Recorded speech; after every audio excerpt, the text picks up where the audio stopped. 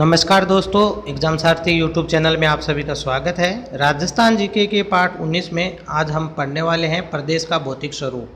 तो दोस्तों वीडियो को हम ज़्यादा लंबा नहीं खींचेंगे, इसलिए जल्दी जल्दी पॉइंट्स को कवर करेंगे और आप साथ के साथ ही चीज़ों को नोट कर सकते हैं या याद रख सकते हैं, क्योंकि बहुत ज़्यादा आज का जो कंटेंट है बहुत ज़्यादा है और बहुत कम समय में हम इसको कवर करने वाले हैं।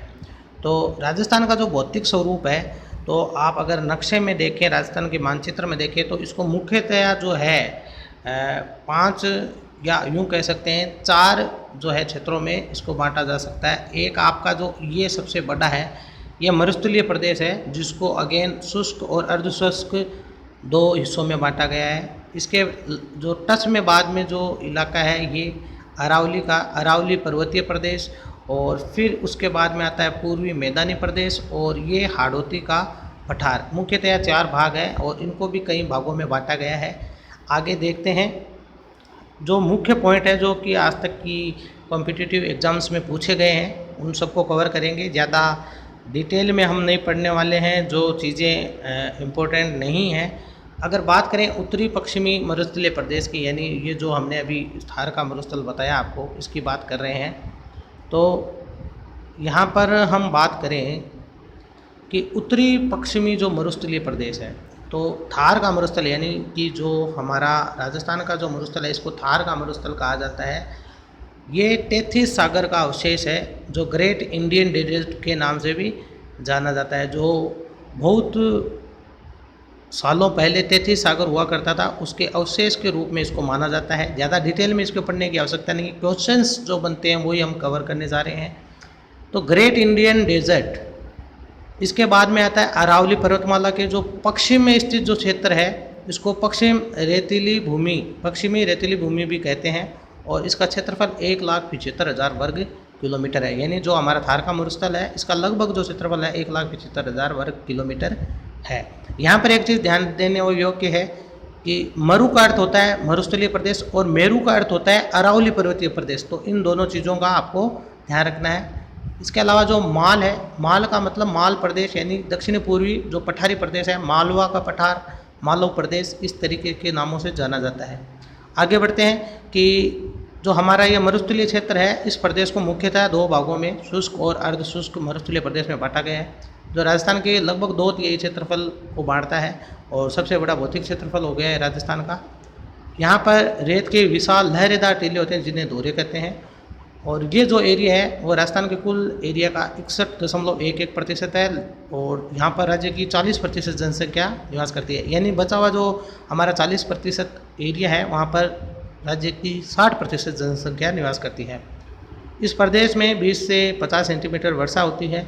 इस प्रदेश में शुष्क और अत्यधिक विषम जलवायु और रेतीली बलुई मिट्टी पाई जाती है। विषम जलवायु का अर्थ है कि यहाँ पर जो पेड़ पौधे या जो वनस्पति है, उनके लिए ज़्यादा जो जलवायु है वो इतनी अनुकूल नहीं होती है, उनके प्रतिकूल ही होती है, कि हर कोई वनस्पति यहाँ पर पैदा नहीं की जा सकती है।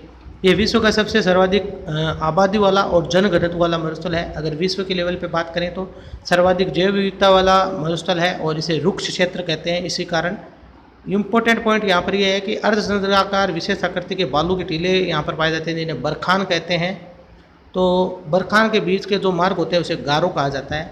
अर्धशुष्क जो मरुस्थलीय प्रदेश है, इसको पुनः 4 भागों में बांटा गया है। बांगड़ प्रदेश या शेखावटी प्रदेश, अगर बात करें बांगड़ प्रदेश या शेखावटी प्रदेश, जो हमारा चूरू, झुंझुनू, सीकर और नागौर का एरिया है, ये बांगड़ शेखावटी प्रदेश है। इस प्रदेश में जो कुएँ हैं उनको जोड़ कहते हैं, घास के मैदानों को बीड़ कहते हैं। इसके अलावा घग्गर का मैदान, जो कि श्रीगंगानगर और हनुमानगढ़ के इलाका है। इसी तरीके से उच्च नागौरी प्रदेश, जो कि नागौर का इलाका है, नागौर कुछ अजमेर का, और इन दोनों के बीच में पाई जाती है कुबड़ पट्टी। कुबड़ पट्टी की समस्या का मतलब ये है कि यहाँ पर जो एक अवस्था या एक उम्र के बाद लोगों में एक कुबड़ की टाइप में निकल आती है, या वहाँ के पानी में ऐसे फ्लोराइड की मात्रा अधिक होने के कारण जो है ऐसी समस्या देखी गई है कि जो ज़्यादा उम्र के लोग हैं, वृद्ध लोग हैं, उनमें कुबड़ की समस्या देखी गई है, जिसके कारण इसे कुबड़ पट्टी कहा जाता है। आगे पढ़ेंगे इसके बारे में डिटेल में आने वाले कई वीडियो में।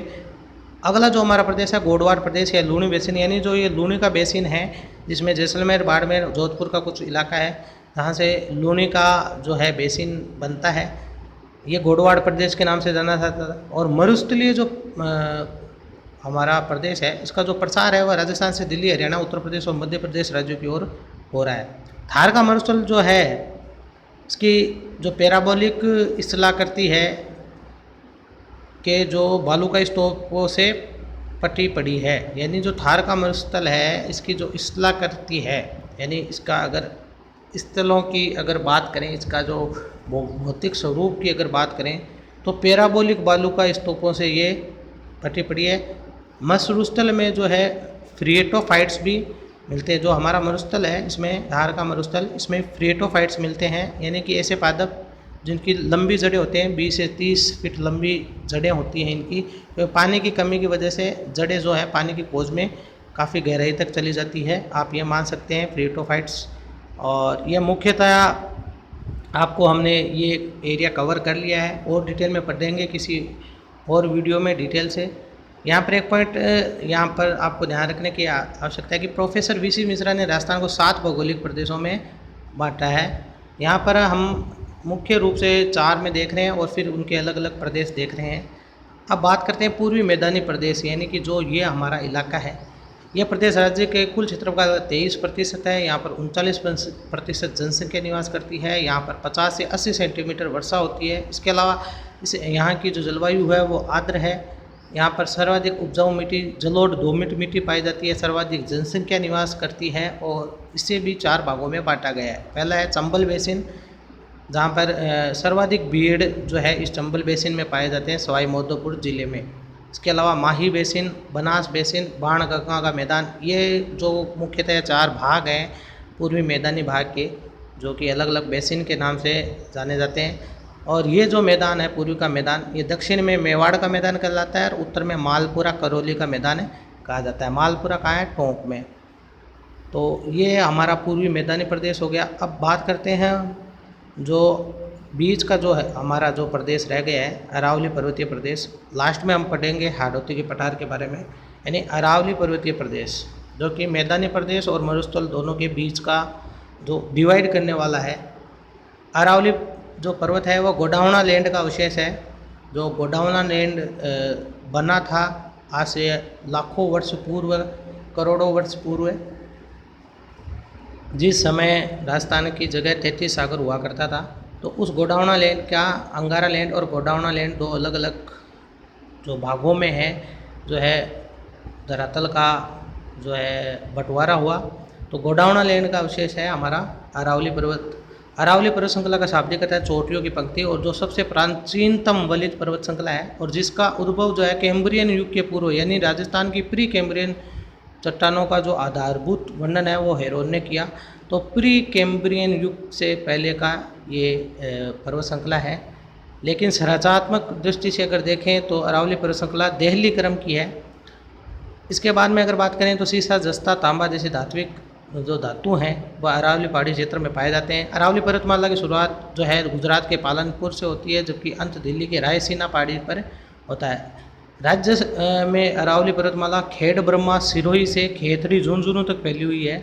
इसकी कुल लंबाई 692 किलोमीटर है, जिसमें राजस्थान में 550 किलोमीटर है। इसका कुल क्षेत्रफल राज्य का 9% है। यहाँ पर राज्य की 10% जनसंख्या निवास करती है और इस प्रदेश में 50 से 90 सेंटीमीटर वर्षा होती है। और इस प्रदेश की जो जलवायु है वह उपआर्द्र पाई जाती है। अरावली पर्वतमाला राज्य में सर्वाधिक विस्तार दक्षिण राजस्थान में या उदयपुर में है। इसका सबसे कम विस्तार जो है वो अजमेर में है। इसके अलावा अरावली पर्वतमाला महान जल विभाजक रेखा का कार्य करती है। जो अरावली पर्वतमाला राजस्थान को 2 भागों में बांटती है, एक तरफ मरुस्थल, दूसरी ओर मैदान। तो अरावली पर्वतमाला की ऊंची चोटियाँ हैं, उसमें गुरु शिखर पहले नंबर पर है जो कि सिरोही में है। सिरोही की गुरु शिखर 1722 या 1727 मीटर इसकी ऊंचाई है। इसे संतों का शिखर कर्नल टॉड ने कहा था। उसके बाद में आती है सिरोही की शेर नाम की जो चोटी है, ये 1592 मीटर। इसी तरह सिरोही की अगली जो चोटी है दिलवाड़ा 1442 मीटर। इसके बाद उदयपुर की जरगा चोटी है 1431 मीटर। उसके बाद सिरोही की अचलगढ़ चोटी है 1300 80 मीटर। इसी बाद सीकर की रघुनाथगढ़ चोटी है 1050 मीटर। उत्तरी अरावली की सबसे ऊंची चोटी है, जबकि वैसे ओवरऑल जो अरावली की सबसे छोटी चोटी है राजस्थान में। इसके बाद में अगर बात करें तो अरावली पर्वतमाला की जो सुदूर दक्षिणी जो जड़ है वो अरब सागर के तल से शुरू होती है। तो अरावली पर्वतमाला की जो औसत ऊंचाई है वह 930 मीटर है। इसके अलावा अरावली का जो कामली घाट है वह राजसमंद पाली में है। तो केवड़ा की नाल जो है वो उदयपुर में स्थित है। ये कुछ फेमस जगह हैं जो ध्यान रखने हैं अरावली पर्वतमाला के हिसाब से। अब अगला जो हमारा प्रदेश है हाड़ौती का पठार, जिसे दक्षिण पूर्वी का पठार, हाड़ौती का पठार या लावा का पठार भी कहते हैं।